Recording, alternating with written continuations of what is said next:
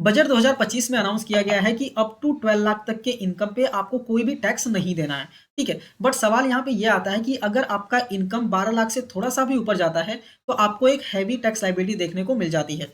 Example से समझते हैं। फॉर एग्जाम्पल आपका इनकम 12 लाख रुपए है, ठीक है। 12 लाख रुपए पे अगर हम टैक्स कैलकुलेट करें तो अप टू 4 लाख जीरो है, ठीक है। 4 लाख से 8 लाख 5% मतलब 20,000 रुपए आता है। 8 लाख से 12 लाख 10% मतलब यहाँ पे 40,000 रुपए आएगा, ठीक है। और यहाँ पे टोटल टैक्स देखें तो 60,000 रुपए आ रहा है। चूंकि हमें 60,000 का रिबेट दिया जा रहा है, इसकी वजह से टैक्स लाइबिलिटी जीरो हो जाती है। इसलिए गवर्नमेंट ने बोला है कि 12 लाख तक पे आपको कोई भी टैक्स नहीं पे करना है। बट प्रॉब्लम तब आती है जब आपका इनकम 12 लाख से बढ़ जाता है। फॉर एग्जाम्पल 12,10,000 रुपए अगर मेरी इनकम है तो अब टैक्स कैसे कैलकुलेट होगा। Up to 4 lakh zero, 4 lakh से 8 लाख के बीच 20,000 रुपए, 8 लाख से 12 लाख के बीच 40,000 रुपए।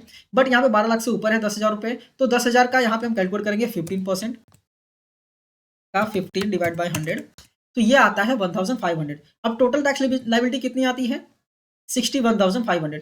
चूंकि मेरा इनकम 12 लाख से ज्यादा है इसलिए मुझे यहाँ पे रिबेट नहीं मिलेगा, ठीक है। अगर मुझे रिबेट नहीं मिलेगा तो मेरा टैक्स पेबल कितना आएगा 61,500। देखिए इनकम कितना बढ़ा, सिर्फ 10,000 रुपए। सिर्फ 10,000 रुपए बढ़ने की वजह से यहाँ पे टैक्स पेबल कितना आ रहा है 61,500। तो यहाँ पे जास्ती होती है टैक्स पेयर के साथ, ठीक है। तो यहाँ पे गवर्नमेंट ने ये बोला है कि आपको मार्जिनल रिलीफ मिल जाएगा, ठीक है। अभी सवाल ये आता है कि मार्जिनल रिलीफ होता क्या है। मार्जिनल रिलीफ बेसिकली एक रिलीफ होता है और ये कहता है कि अगर आपका इनकम स्मॉल अमाउंट से बढ़ता है और उसकी वजह से अगर आपको ज़्यादा टैक्स लाइबिलिटी पे करने को आती है तो हम आपको मार्जिनल रिलीफ देंगे जिसमें आपका टैक्स लाइबिलिटी हम कम कर देंगे, ठीक है। तो एक एग्जांपल से समझते हैं। वीडियो को स्टार्ट करने से पहले अगर आप चैनल पर नए हैं, चैनल को सब्सक्राइब कीजिए और बेल आइकन प्रेस करना मत भूलिए, क्योंकि हम ऐसे ही वीडियोज आप तक लाते रहते हैं, ठीक है। तो आइए वीडियो को स्टार्ट करते हैं। यहाँ पे मैंने एक शीट बनाया हुआ है, ठीक है। पहले आपको समझा देता हूँ। ये मैंने लिखा हुआ है इनकम आफ्टर स्टैंडर्ड डिडक्शन, ठीक है। स्टैंडर्ड डिडक्शन के बाद मेरा इनकम कितना है। मान लीजिए मेरा इनकम 12,75,000 रुपए है, तो 75,000 माइनस करने के बाद मेरा इनकम कितना होता है, ठीक है। इसके बाद मैंने ये लिखा हुआ है कि इनकम इंक्रीज कितनी हुई है, 12 लाख के ऊपर कितनी इनकम इंक्रीज हो रही है। इसके बाद मैंने यहाँ पे लिखा है कि अप टू 12 लाख कितना टैक्स आता है, 12 लाख के बाद मुझे कितना टैक्स आ रहा है यहाँ पे, और रिबेट मुझे मिलेगा कि नहीं मिलेगा, और मेरी टोटल टैक्स लाइबिलिटी कितनी हो रही है, ठीक है। और एक्चुअल टैक्स लाइबिलिटी कितनी होगी और मार्जिनल रिलीफ कैसे कैलकुलेट होगा, ठीक है। तो पहला देख लेते हैं। 12 लाख अगर मेरा इनकम है तो इनकम इंक्रीज तो कुछ हुई नहीं, सिर्फ 12 लाख ही है, ठीक है। 12 लाख पे मुझे 60,000 का टैक्स बनता है, ठीक है। और 12 लाख के ऊपर इनकम है नहीं तो उसके ऊपर कोई भी टैक्स नहीं है, ठीक है। तो रिबेट कितना 60,000 का पूरा मिल जाएगा, कोई टैक्स लाइबिलिटी नहीं आएगी, ठीक है। ये 12 लाख पे है। अब सवाल आता है 12,10,000 अगर हो गया मेरा इनकम, तो इनकम इंक्रीज कितना हुआ, सिर्फ 10,000 इंक्रीज हुआ।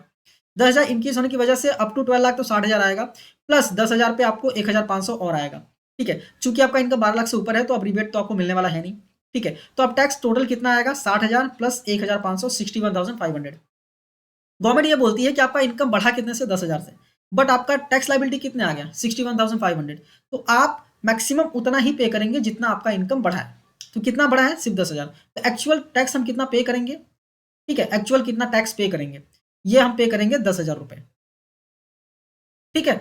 और बाकी का जो अमाउंट है मतलब 61,500 आ रहा था, जिसमें हम एक्चुअल 10,000 ही पे करेंगे जो कि मेरी लाइबिलिटी बनेगी, और बाकी जो अमाउंट है वो हमें as a marginal relief discount मिल जाएगा। ऐसा बोल सकते हैं कि हमें डिस्काउंट मिल रहा है टैक्स में, ठीक है, और हमको ये पे नहीं करना पड़ेगा। दूसरा एग्जाम्पल समझते हैं। मेरा इनकम 12,40,000 रुपए, ठीक है। 12 लाख से कितना बढ़ गया 40,000 बढ़ा है। कितना बढ़ा है 40,000 बढ़ा है। तो अप टू 12 लाख 60,000 हमको टैक्स आता है, ठीक है। और यहाँ पे ये 40,000 बढ़ने की वजह से 12 लाख के ऊपर मुझे 6,000 वापस से टैक्स बनता है, ठीक है। तो 60,000 प्लस 6,000 टोटल 66,000 का यहाँ पे टैक्स बन रहा है। मेरा इनकम बढ़ा कितने से 40,000 से, लेकिन मेरी लाइबिलिटी कितनी हो गई 66,000।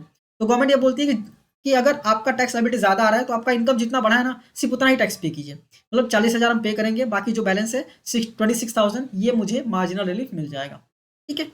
वापस एग्जाम्पल लेते हैं। 12 लाख 60,000, 60,000 मेरा इनकम बढ़ गया, ठीक है। 60,000 बढ़ने की वजह से 60,000 तो पहले तो अप टू 12 लाख 60,000 रुपये टैक्स है।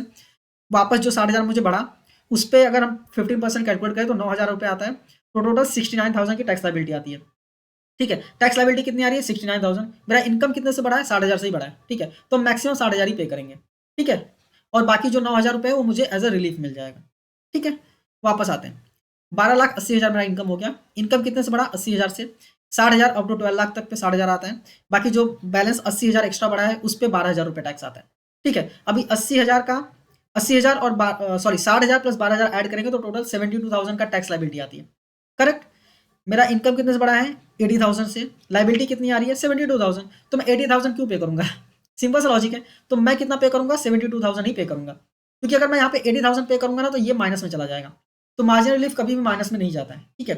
तो यहाँ पे क्रक्स ये निकलता है कि जब तक आपका इनकम बढ़ा हुआ इनकम कम है तब तक आप उतना ही पे करेंगे जितना आपका इनकम बढ़ा है, ठीक है।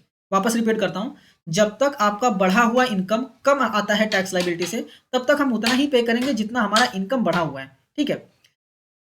जैसे ही हमारा इनकम जो है वो टैक्स लाइबिलिटी से ज़्यादा हो जाता है, बढ़ा हुआ इनकम टैक्स लाइबिलिटी से ज़्यादा हो जाता है, तो एक्चुअल में जो टैक्स लाइबिलिटी है वो उतना पे करना पड़ेगा, फिर हमको कोई भी मार्जिनल रिलीफ नहीं मिलेगा। उम्मीद करता हूँ मैंने जो समझाने की कोशिश की है आपको प्रॉपर्ली समझ में आ गया होगा। वीडियो आप अगर आपको अच्छी लगी है तो इस वीडियो को लाइक जरूर कीजिएगा और अपने दोस्तों के साथ शेयर जरूर कीजिएगा, ठीक है। एक और अनाउंसमेंट है कि हम म्यूचुअल फंड में इन्वेस्टमेंट्स भी करवाते हैं, हम रजिस्टर्ड एडवाइजर हैं।